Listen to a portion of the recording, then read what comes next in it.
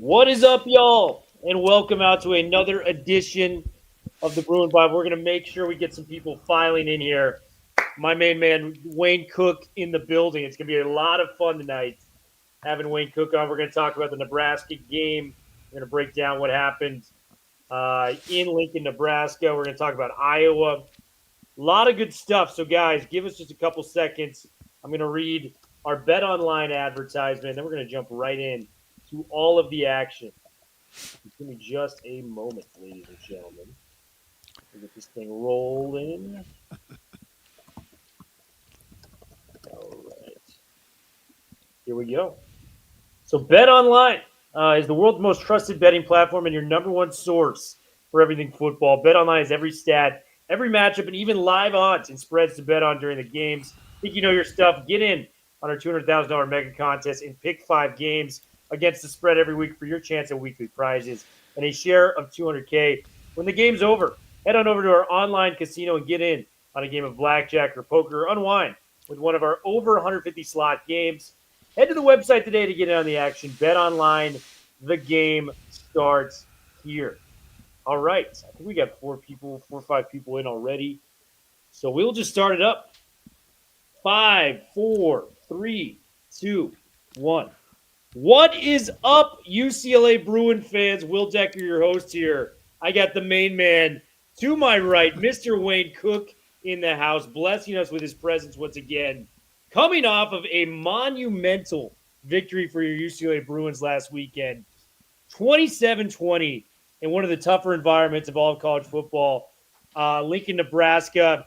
It was Military Appreciation Day. The people were out. They were proud. They were hoping for another Nebraska victory, but UCLA put together a complete game on both sides of the football and got it done. You know, iron sharpens iron. We were talking about how tough the schedule was to begin the season.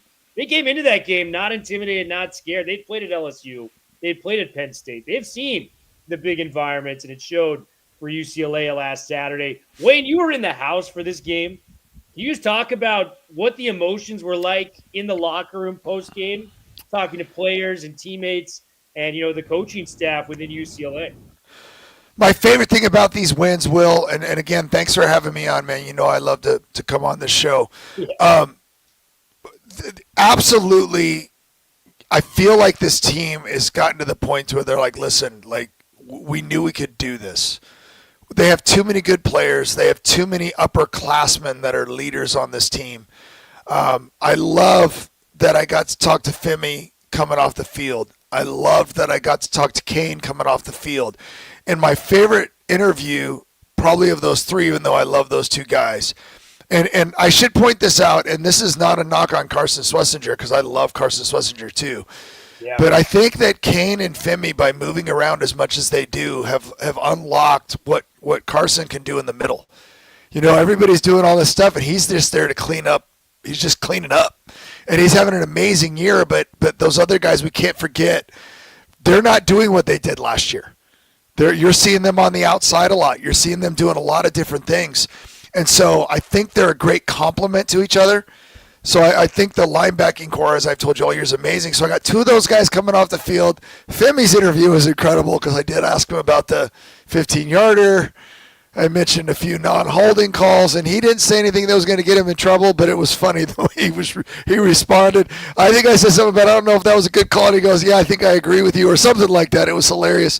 But, you know, the 15-yarders did cost us, and I know that some of the fans are frustrated with the discipline part. I'm just going to say as an outsider that game, and I'm not an outsider, I'm an insider. I was there. The game was not well officiated. It was very lopsided, and there were calls that they didn't call on them that were blatant. I mean, I watched Femi get hold more than once, and I'm like, you know, it's right in front of the referee, and they just don't call it. I watched a 15-yard penalty against one of their players where they had our player by the face mask that they didn't call, and then they pick, you know, on everything we do wrong to call on us. I saw a legal formation that they didn't call. There was a lot of stuff that had to be overcome. But in my opinion, that's what road wins are. Yeah. But anyway, my last, I'm getting ahead of myself. My last interview was Sam Yoon.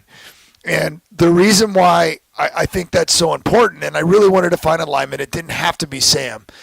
But since Sam Yoon has been our center, and remember, I'm not bagging on Carlin because he's been playing great at guard, the snaps have been so much better. And I remember I was just losing my mind over the snaps at the beginning of the year. And the blocking has been so much better. When I watch film, I see guys that are all moving their feet. They look like they have some agility. And I think earlier in the year, we had guys that weren't moving and weren't, we're just kind of leaning on guys. And so I'm just so happy that I got a couple of defensive guys because the defense played great in Nebraska. But getting an offensive lineman made me so happy because this group is getting better every single week. And we're playing the same five every single week, and it's really changed the team. People want to know what's going on with Garbers. I'm like, we're blocking for him. It is so hard to throw when you've got guys knocking you on your rear end over and over and over again. Trust me, I have experienced it. I got booed out of the Rose Bowl in 1994, and literally as a guy that had already played in a Rose Bowl and won a conference championship, and the fans turned on me like you wouldn't believe. I was getting killed. I was getting hit on every freaking play. And I'm sitting there, I don't know what you want me to do, but, we ask superhuman things out of our quarterbacks, and I get that because that's what fans want. But when we protect Garbers, and by the way, it's not like he's playing behind, I shouldn't say what I'm about to say, but it's not like they've been the best offensive line in the world either. Watch an Oregon game and look at how much time Dylan Gabriel has. They're just playing way better than we were before. And Garbs, man, he's moving up in the pocket. He's taking off and running. He's throwing to all his receivers.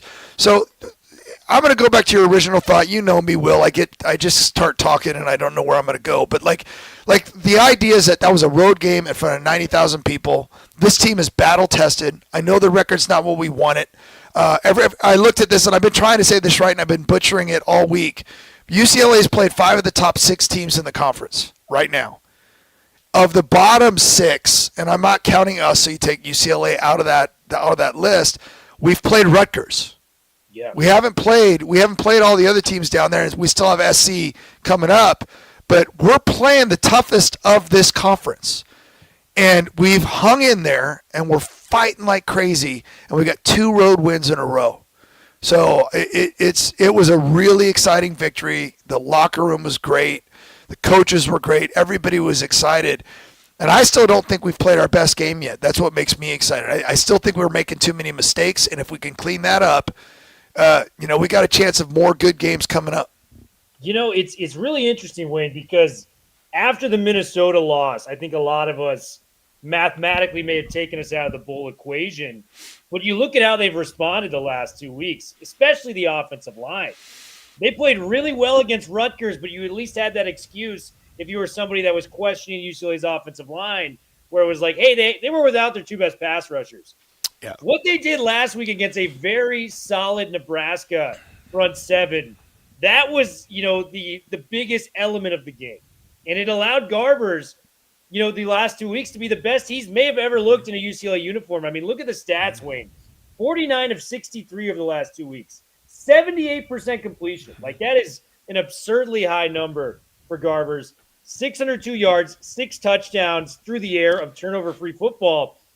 And you add that to, he's got the 2 longest runs of the season at that point as well. He is playing lights-out football right now. And it just – Ethan Garbers, we talked about it last year, when he lost the job and came back and, fought and got it, leads us to a win over SC, leads us to a win over the, Boise State, who's a great team this year in the LA Bowl. This kid is just tough as nails. And I just want to give a shout out to Ethan Garbers because they don't make a lot of Ethan Garbers these days, with just how tough the kid is, how much he fights. He was getting beat the crap out of, these first 5 games. And boy, has he stayed strong. I mean, what's the most impressive thing to you about Ethan Garbers, leading this team right now, Wayne? Well, what you just said is perfect because, I mean, you can go back to the Hawaii game. He was getting killed against Hawaii. Yeah, I know. That's how much we messed up with the O-line. We had some things that had to be fixed. And give this staff credit for making the moves they needed to make. And also give them credit for not like they were right about keeping TJ in the mix. They were right about because he started to play a lot better. And part of that's the O-line too. I mean, gee, shocking how that works. Like there's everything's starting to come together. We loved Moliki Matavao as a tight end, and when there's more time for the quarterback to throw, guess what? They're getting more action. So I know that it's difficult because you want to see your team play the best against elite competition, but we weren't playing against just elite competition. Number one team in the nation. You know what I mean? Indiana's still underranked, and they're top 10 right now.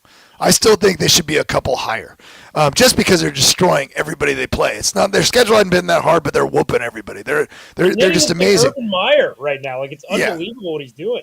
Yeah, it's absolutely incredible. So that's LSU is still hanging on with only 2 losses. They have a big game against Alabama this weekend, and Penn State just lost, but 20-13 I think to Ohio State. So those teams are good. Those teams are really, really good.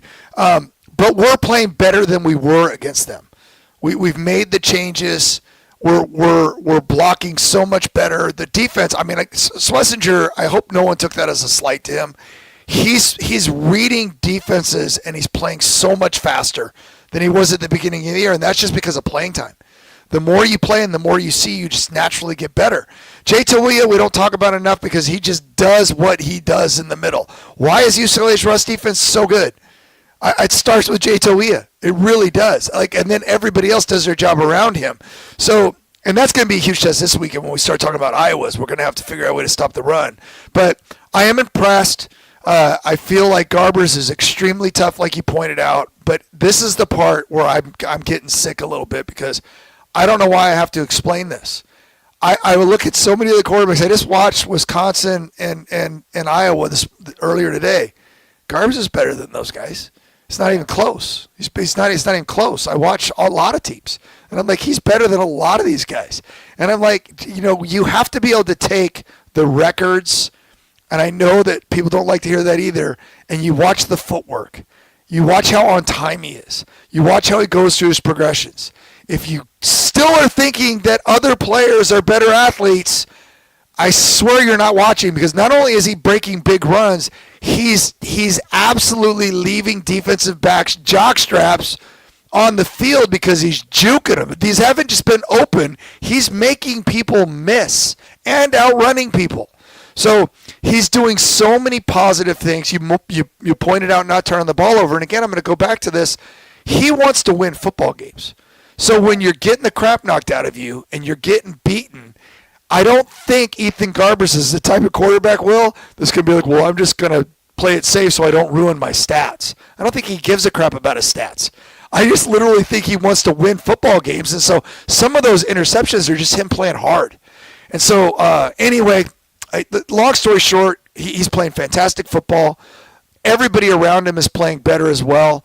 And then, I don't know what you think, but against Nebraska, I thought the defense probably, if you take away the penalties, probably played its most complete game. The secondary was better. I mean, they were good. And now, granted, Dylan Raiola looked lost. They did exactly what I hoped. They mixed everything up. They put pressure on him. They didn't let him get comfortable. He got away with a couple. I mean, KJ Wallace, I swear he's probably having nightmares about not picking that ball off that was floated out there. That was a big play in the first half. He just misjudged it. He really did. And if he judges it right, because I saw it, I was like 2 feet away from that play. And I'm like, that's a pick as soon as he threw it. And it was a terrible throw. TV probably didn't do it. It was wobbling, and the receiver made a great play, but Wallace should have picked that. And I'm sure he knows that, and so I'm not picking on you because he's having a great year too. So, the idea is that I think complete defensive effort on the road was really, really, really good. Well, Wayne, that leads into my next question is the defensive line has been much maligned outside of Jay Toya, the pass rush. I mean, we went – what was it, a 4-game stretch this season without a sack? 4 sacks on, Saturday, man. 7 tackles for a loss. Sheriff Seye, I mean, turn on the film for this guy. He's finally getting out there. He had that half a sack where Jalen Davies kind of cleaned it up. But just that extra pressure, and I mean, you're from the era, Wayne, where I grew up watching college football, where Nebraska had some of the best offensive lines in all of college football. You know what I mean? The training program they would do where they would redshirt a guy and bring them up through there. It was as good as any, line in the entire country when it came to what Nebraska had to offer. Yep. So just seeing this unit kind of figure it out Alpew, made 2 tackles for a loss on this defensive line. Femi had a nice tackle for a loss. It just felt like they played their best game against, one of the better offensive line groups that they've seen all season long. And that's so encouraging. As you nailed it, man. The secondary really bounced back after a bad Rutgers game. Yes. The defensive line is, trending upwards as we get to the back half of the season where we can make a qualification for a bowl game. Who else stood out to you on the defensive line? Because I came away very, very impressed with what UCLA put out there. Well, I notice Jay so much, but we have to remember that like guys like Kafusi and some of the other players on the defensive front have stepped in and been great. You don't have – the last I checked, and I could be wrong, but I think we're like 11th in the nation in rush defense. We're pretty good. We're pretty good there. We're holding our opponents to like 104 yards. That's good, especially when you think of the schedule we've played. So that's really good. Our pass defense has been the weak link. But we talked about how the pass defense had been the weak link because of the pass rush. It just wasn't there early. And then once we moved, it was kind of weird. It felt like a lot of things happened around the same time. We started playing a little bit better even in some of those losses, and we move Femi to the outside. I told people, I said like the week it happened, I said, don't be surprised if we start seeing Kane doing the same thing. And I can't tell you how many games I see Kane coming off the outside too. And he tends to be all over the place. That pick 6 was amazing. We see what kind of if you can't see his athleticism, you're not paying attention. I don't know what you're watching. That guy is a natural in the end zone. It was unbelievable. Dude, he is a natural athlete. But they made Dylan Raiola very uncomfortable. They literally made him like he never seemed comfortable in that game. He looked like a freshman, which is what you want to do to a freshman. And so it was just fun, but because we're putting more pressure on him, it makes things easier for the secondary. And so I think the secondary is going to start playing better. Now this week we might only see a guy throw the ball 10 times because it's going to be a different animal this week. But it was a really great defensive effort. I think they all played well. I want to give if I'm giving a star, I'm giving it to the whole defense. I thought they played a fantastic game. Really happy for Kalen Moore. We had him on the Bruin Insider a couple weeks ago, and he talked about how he was like, I've never had an interception. I've never had an interception in college.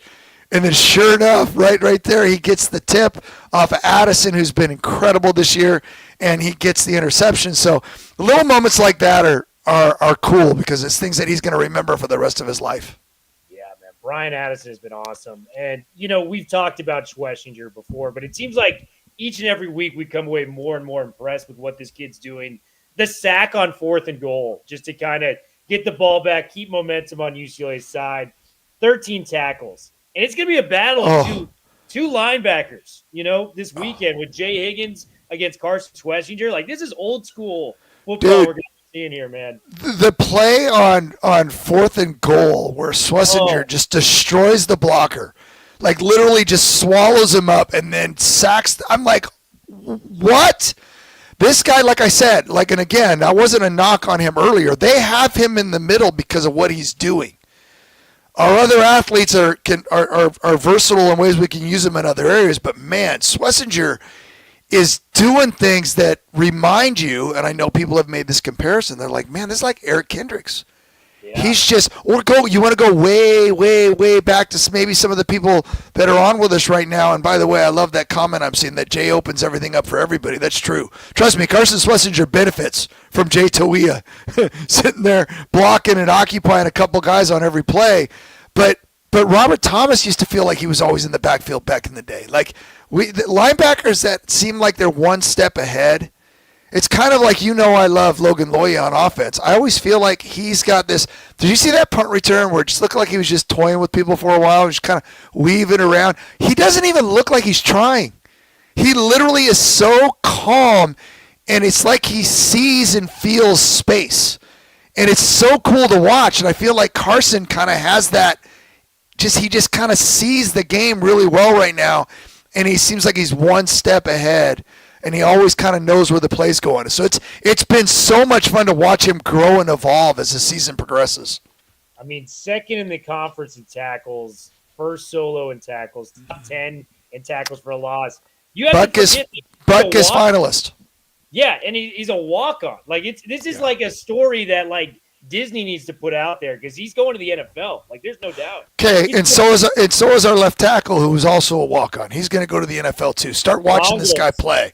Prongos is freaking good. He's got legitimate feet. He's long. He's athletic. He is not even close to fat. He is an athlete, and I just watch, and he's getting better every week too. And I'm telling you, he's not going anywhere.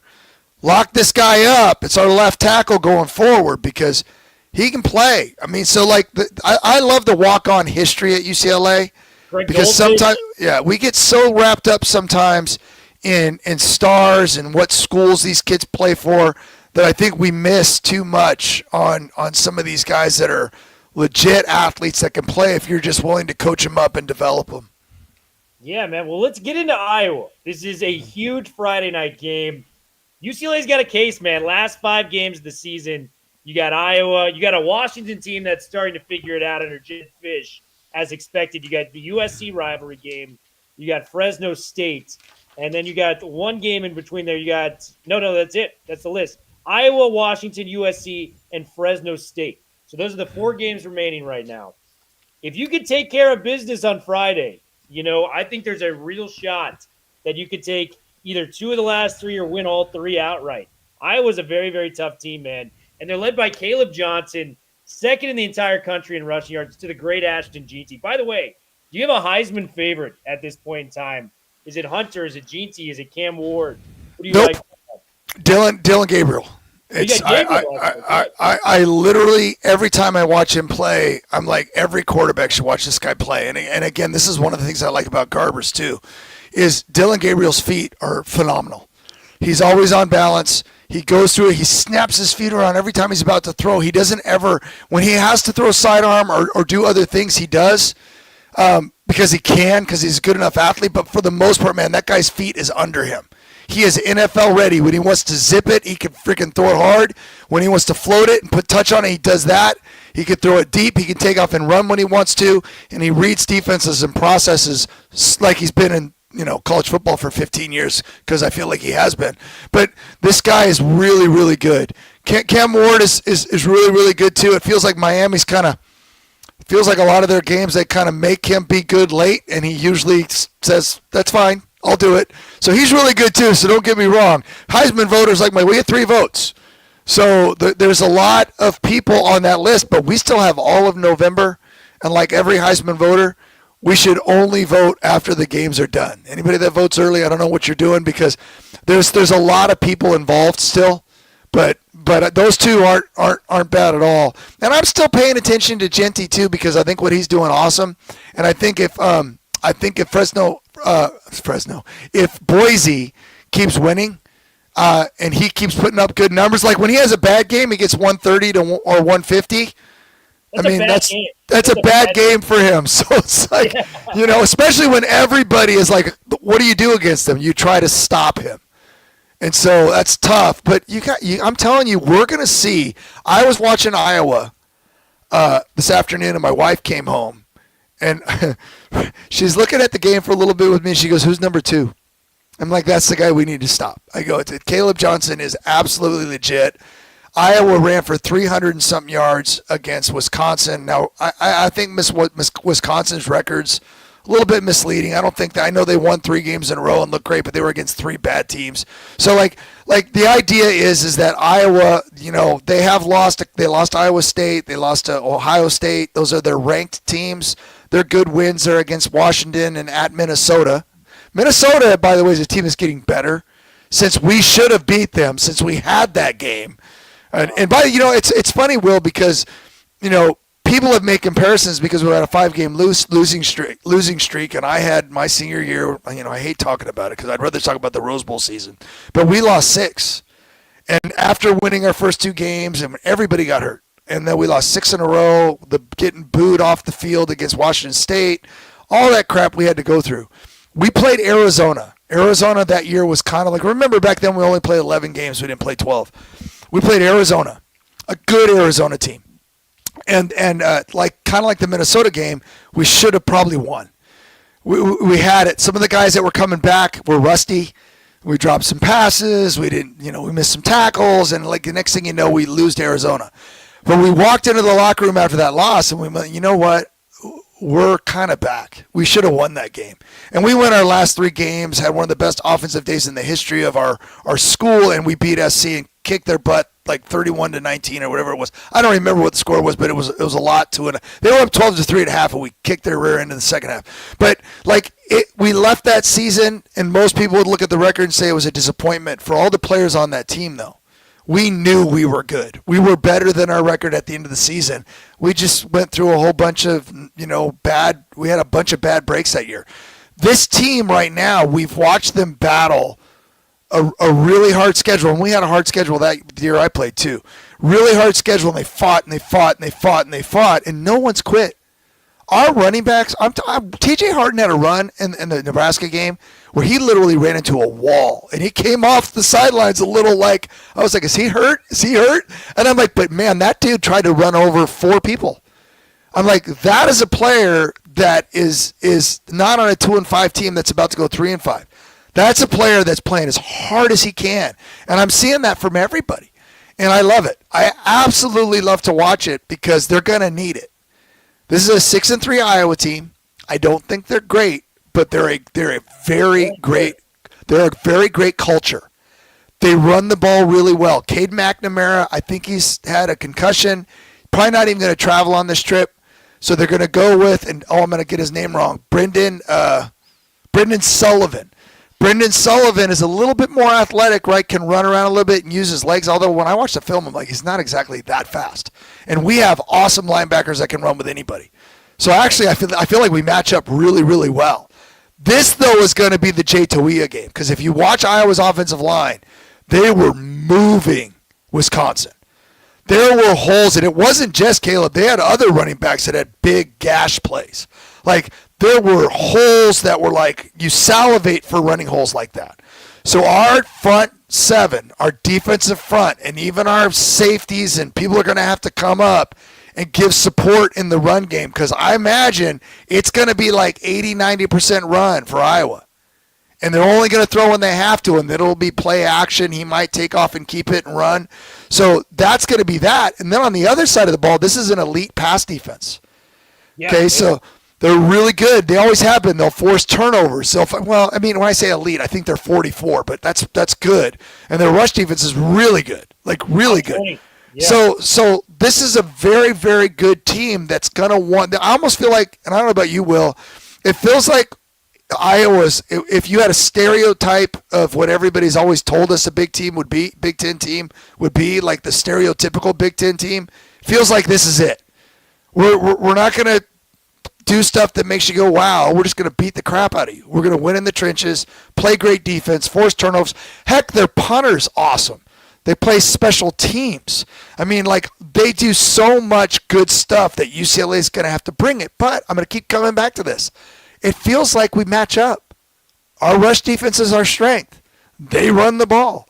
I think if we can just give Garbers enough time to throw, I don't care how good their pass defense is, he spreads the ball around enough. You can't just lock in on one guy. He'll throw it to everybody.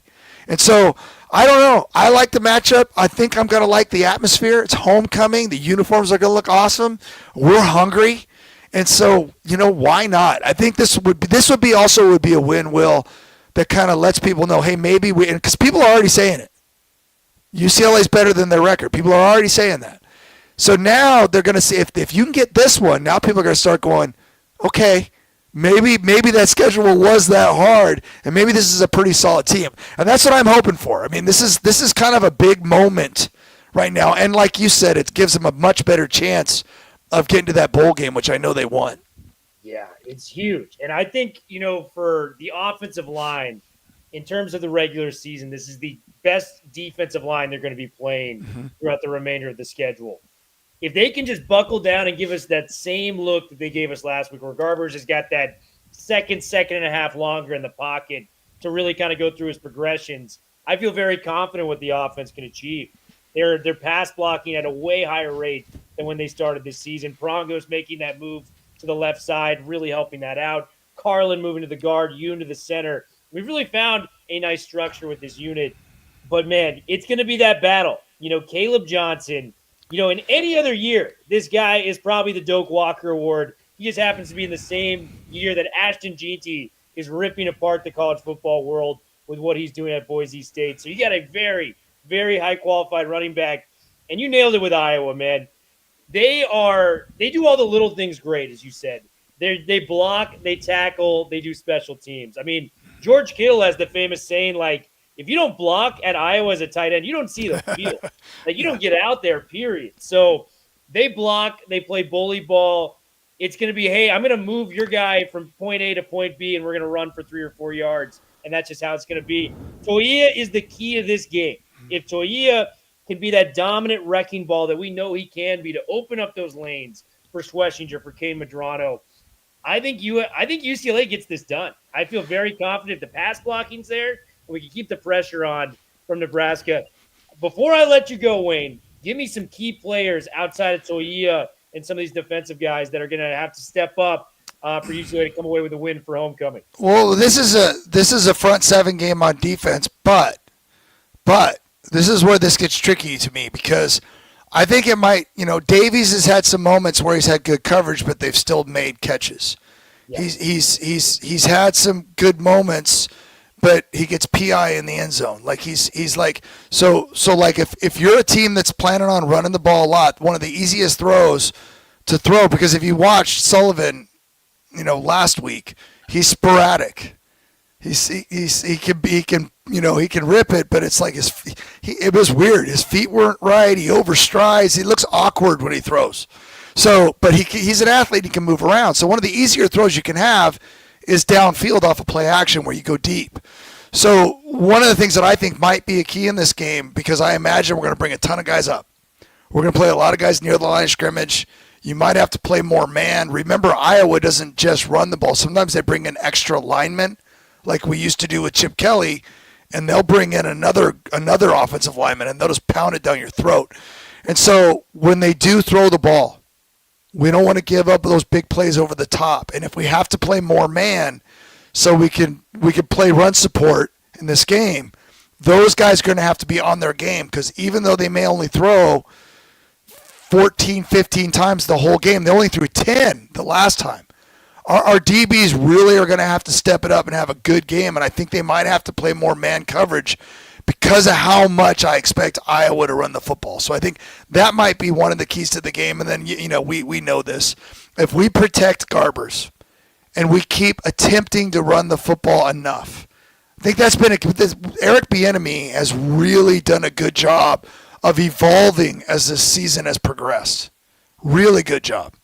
And so if we can keep, I love the little quick sweep to Keegan. Such a smart play. Yeah. We did better on the edge in this game, which is good than we have been doing up the middle. But I think that loosens defenses up. So the offensive line, again, is always going to be a key. They've got to they had their best game last week, have an even better game this week. If we give our guy Garbs a chance to run this offense, and again, against Iowa, you got to avoid turnovers. They love that stuff. They've as long as I've been watching Iowa, they're great at forcing turnovers.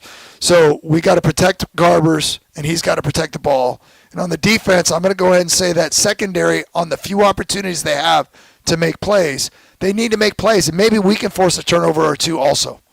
Oh my gosh! I mean, the Kane Madrano interception is one of the plays. Like, if we do run the table for the rest of the year, that's going to be one of the plays I look back on, Wayne, that kept the momentum, because it's 13-7 coming out of halftime. Nebraska, in a lot of ways, kind of had us exactly where they wanted us, right? Yeah. They get the ball. It's a one-score game. That pick six by Madrano, just to go from 13-7 to 20-7, two-possession lead. I mean, that's as big as you're saying. And, we talk True Dad says, agree on EB evolving. I want to give a shout-out to Okaika Malloy, what he's doing on the defensive side of football. A lot of the fan base thought that losing DeAnton Lynn was kind of the end of the world, for this defense. Malloy, I mean, just the disguising of coverages he did last week, he made Raiola look like he was a high school senior at that point in time. He had no idea what was coming his way. And just how much he's coached the team, up this year, the tearful press conference. Malloy has done so much good in his limited amount of time as a coordinator, and I'm really excited to see him evolve as a defensive coordinator as well. So He's done an amazing job. And True Dad also before this asked about tighter coverage.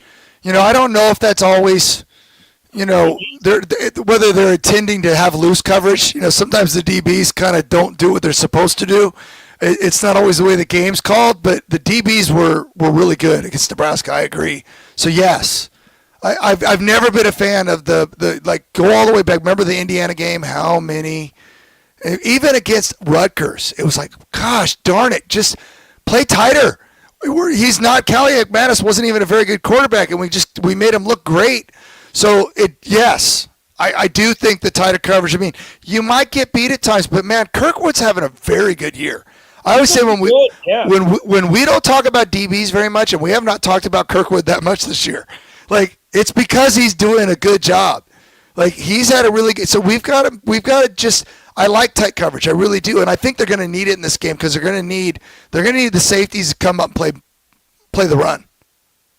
And by the way, if the safeties don't have to come up and play the run, if we could play and just have our front guys deal with it, I mean that's a good thing. That means we're slowing down their run game and we can do our thing and play coverage. But I think it's going to take a lot to slow this offense down because. We didn't talk about it much, but this offensive line, when you watch them, they're good. So Jay Towie is going to be the key. You said it, but so is everybody else. That whole front seven is going to have to play great. Yeah, and I want to just ask you one more question before we get out of here. Like these skill position players that we have at UCLA in the receiving room, I think we're as loaded as I can remember as a fan of UCLA before the 2000s. Mm-hmm. What do you think about this skill? Because Matavao, absolute stud. J.Michael Sturdivant, I know he got hurt last week. Fingers crossed he might be able to go this week. But he's an outstanding athlete. Loya, Quasi Gilmer, the youngster, like that great game. Yeah. What he's doing as a true freshman is very special for a kid of his caliber. Talk to me about this because Titus is making play. Like, everyone is getting involved in the offense. When you have time with Ethan Garbers, it's just kind of an embarrassment of riches to spread the ball around to a skill position. And I think, to me, the key injury last week was probably Matavao. So I'm hopeful. Because I think he makes a huge difference. He was so good last week. He's been so good in this resurgence. We need to find ways. And if he's okay. J.Michael again, and I think both of those might have been something with the head, so you never know what the timetable is. I'm not 100% sure because as a sideline reporter, we don't get to talk to the doctors like we used to, so it is what it is, and I don't want to. I know Logan was banged up too. Loya, he looked like he had an ankle thing going on. He still played a little bit after that, but he kind of tweaked it. So luckily, that's where we're deep. We haven't seen Carter Shaw. He's been missing in action. So, but we've had so many good players. Like Bryce Pierre has stepped up and made some good plays. There's a lot of good players, but we want that full complement. Quasi Gilmer's only going to get better. Every once in a while, you'll notice some freshmen, some young player stuff out of him, but you can absolutely see his athleticism. The corner route was fantastic. He was wide open. He's a really good player. But I don't want to not go into a game without Logan Loya and Moliki. Those two guys, I think, are kind of like security blankets for and so is TJ, by the way. TJ catches a lot of passes. So, you want to have those guys that are available and then the outside guys. And TMA's been fantastic too, and I don't talk about him enough. I almost wish him and Logan were on the field more at the same time. I think those guys are both really, really good. But we'll see. We're going to find out tomorrow night when we're in warm-ups. We'll see who's in street clothes. We'll see who's got their helmets on or out running around because a couple of those injuries could be a big deal if they don't go. Yeah, absolutely. And Wayne, thank you so much for coming on once again. Guys, it is a Friday night game at the Rose Bowl. The resurgence is on for UCLA football. Pack the Rose Bowl. Be out there. Be loud. Be proud. Mm-hmm. Go out there. Support your Bruins. It's going to be a big, big game. And Wayne, just thank you so much again for coming on. We will see you guys tomorrow night. We're going to have a post-game recap of some sorts, so stay tuned for that. Bruin Bible, we are officially out. You guys have a great rest of your Thursday evening.